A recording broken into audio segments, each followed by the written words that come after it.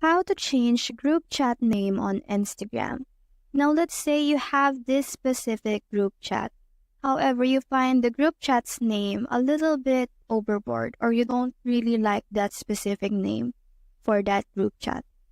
All you have to do to change it is to tap on this airplane button right here and go to the group chat. Let's say this one right here. All you have to do is to tap on that conversation right there and click on the profile of that conversation right there. Now, in order for you to change the name or the image of the group chat, all you have to do is to tap on this text right here, and it will give you two options, whether you want to change the name or change the image. Now, if you want to change the name, all you have to do is to tap on this button right here and change the name of the group chat. Let's say this one. After that, once you're done changing the name, all you have to do is to save it by tapping on save. And now the group chat's name is changed.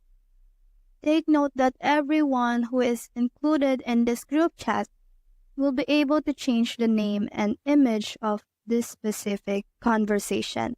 So that's how to change group chat name on Instagram. Hope we help.